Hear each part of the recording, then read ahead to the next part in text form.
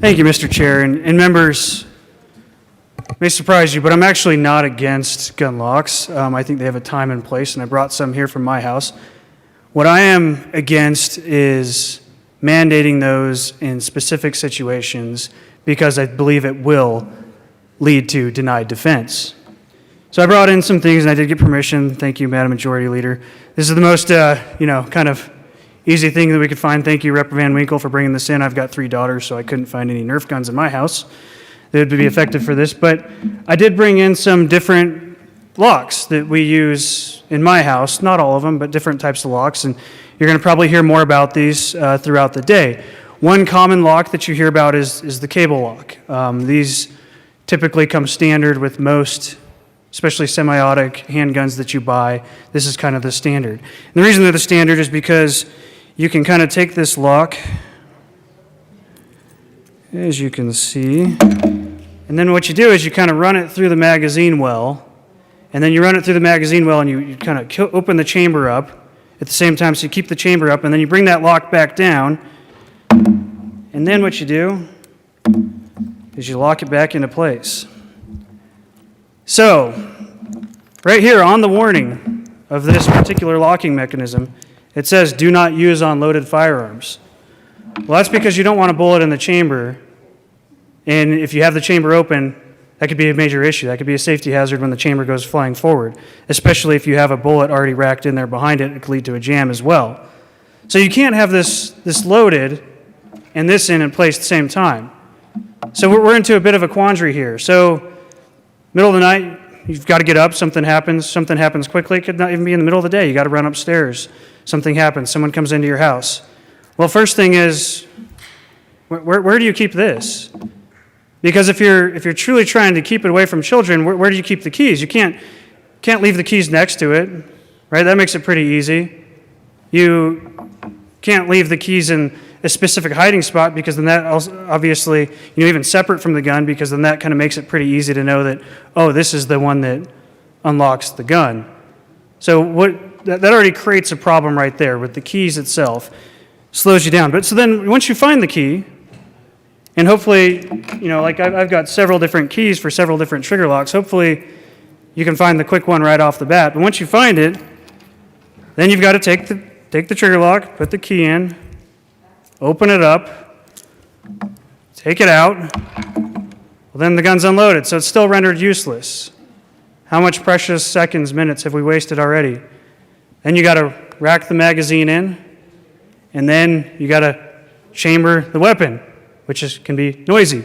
So you've also given up your location during all this. You're fumbling around. Now the intruder knows where you're at. They probably have theirs ready. You don't. It's denied defense. Also, take a look at this, and if you guys want, I'll have these on my desk. You can come take a look.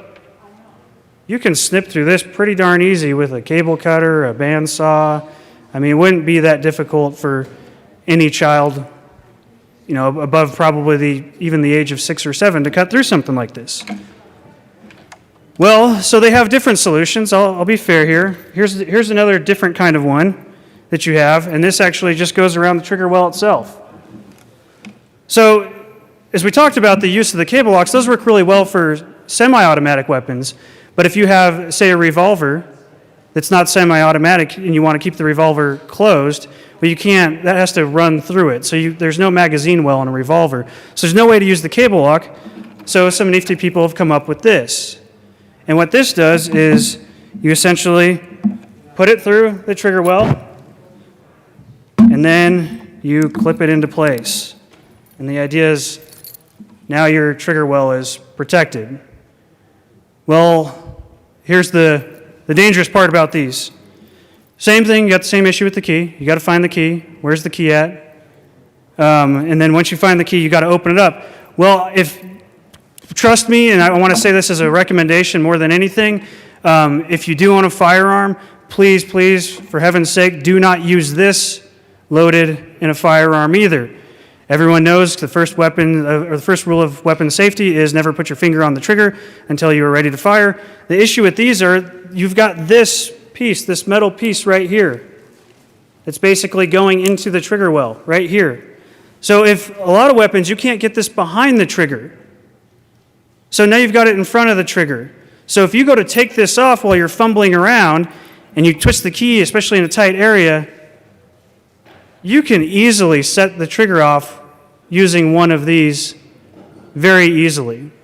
So again, length of time, concern, so you've got to get this off, take it off, and then after you've done that and loaded your weapon, now you're ready to defense. You've denied them defense for precious minutes that could lead to the end of their lives.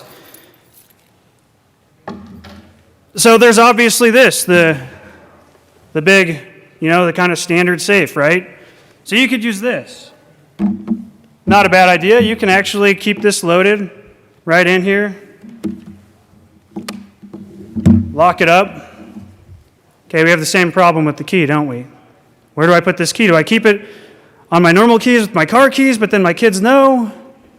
What does that key go to? That seems special, looks different than the other keys.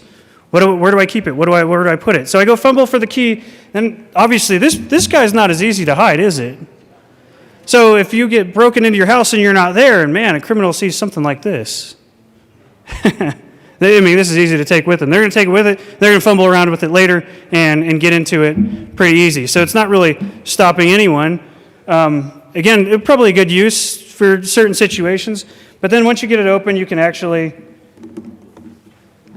boom, get in there, and then your weapon's ready to fire. But this is also bulkier, so you can't hide it in a discrete location wherever, closely where you might think you need it. They do have some that kind of bolt to the wall.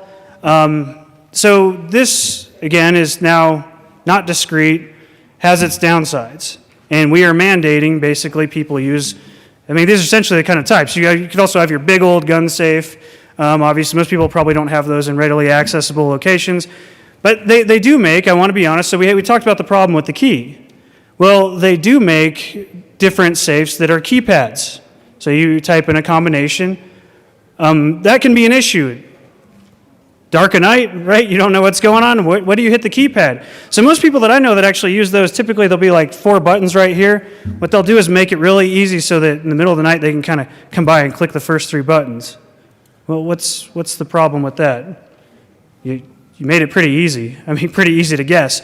Oh, and then most of those too, so that if you can't guess which one it is, what they'll do is if you get it wrong, you've got to hit a certain set of buttons to reset it. So someone's in your house, dog's barking, whatever's going on, you're nervous as being, you're fumbling around with this thing. You're talking precious minutes.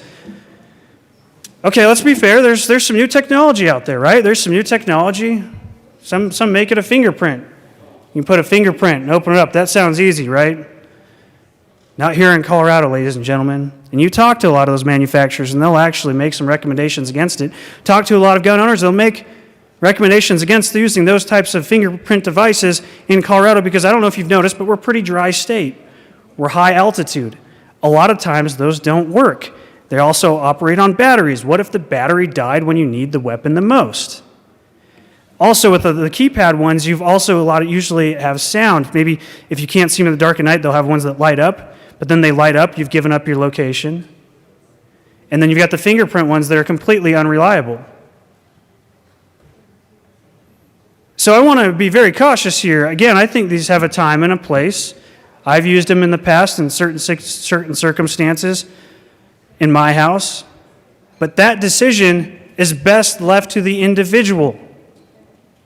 When we mandate this, we are denying their defense at a crucial time when they need it most. Criminals are going to love this law. I urge you to vote no on this. We are going to waste precious minutes and deny people defense of their loved ones when they can make these decisions and decide appropriately when they need to use these devices themselves. Thank you.